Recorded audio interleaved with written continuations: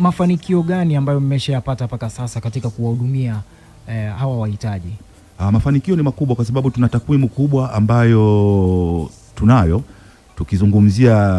Tukizungumzia MRC Tanzania katika takwimu za mwaka 2023-2024 ndio taasisi ambayo imeongoza nchini. Kumbuka kwamba nchi nzima kuna soba 56 hivi sasa, lakini MRC ndio ilishika namba 1 katika database. Kwa hiyo inaonyesha ni aina gani ya ufanisi katika utendaji wa kazi. Kwa hiyo kuna vijana wengi ambao wengine walirudi makazini, wengine walirudi vyuoni, wengine walirudi mashuleni, na wengine walirudi katika majukumu yao ya kawaida ya kibiashara. Kuna watu ambao walitengana na ndoa zao katika mahusiano yao. Leo hii tumerudisha furaha, ndoa zimerudi.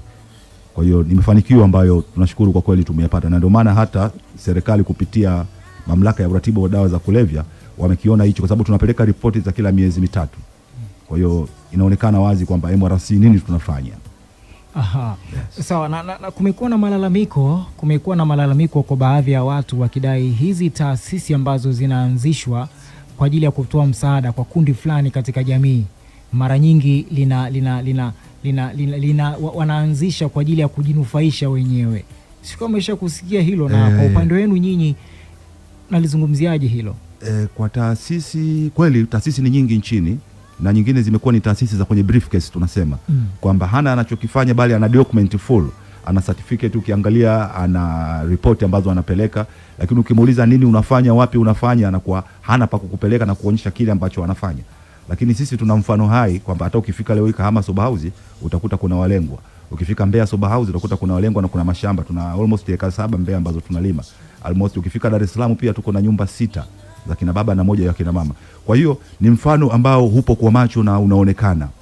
Sasa kumsaidia mtu, kumbuka kwamba anahitaji facilities zake. Anahitaji kula, anahitaji dawa, anahitaji counseling, anahitaji masomo pale na uangalizi.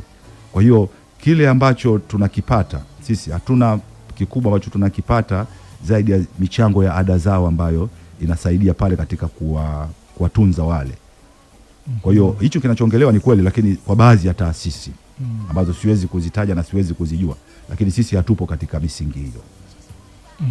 Na umesema vyanzo vyenu ni michango, vitu kama hivyo. Hakuna wafadhili ambao mnawategemea? Hakuna wafadhili ambao tunawategemea, hatuna funds yote ambayo tumepata. Ni michango, zaidi ya michango ni tiba kazi. Kama ninavyokuambia kwamba Mbeya tuna ekari 7 ambazo tunalima. Tumelima mahindi, tumelima maharage, tumelima na viazi. Kutokana na idadi yao sasa hakuna changamoto katika kuwahudumia, labda kukwama baadhi ya mahitaji?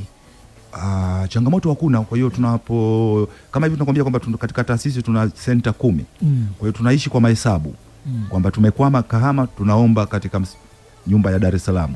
Tumekwama Dar es Salaam, tunaomba tuletewe chakula kutoka Mbeya. Kinakuja chakula pale, watu wanaendelea kuishi. Baadaye itatoka pesa kurudisha kule Mbeya ili na wao waendelee tena katika kulima katika season ijayo.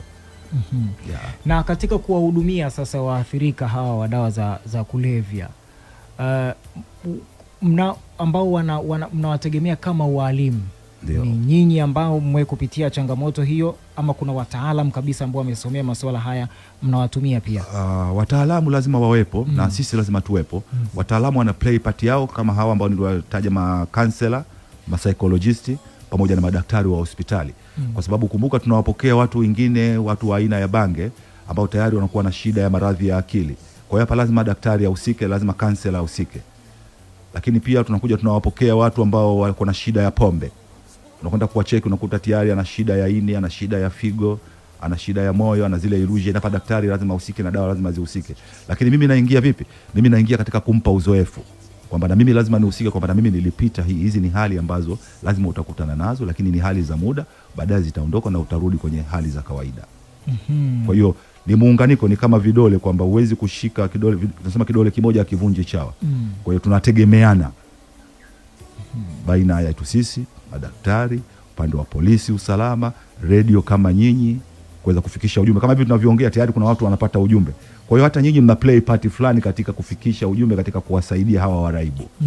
Yes. Kuna ugumu kiasi gani Mr. Jimmy? Kuna ugumu kiasi gani katika kuhakikisha kwamba mnafikia mahala fulani?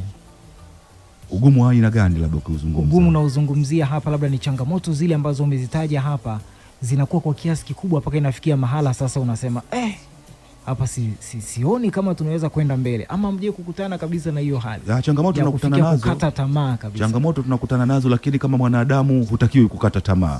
Changamoto of course kwamba lazima zipo, lakini hatutakiwi kukata tamaa kama wanadamu. Yes, kwa hiyo changamoto zinapokuja tunazikabili na kuweza kuzitatua ili tuendelee kuishi. Sawa, nitarejea kwako msikilizaji.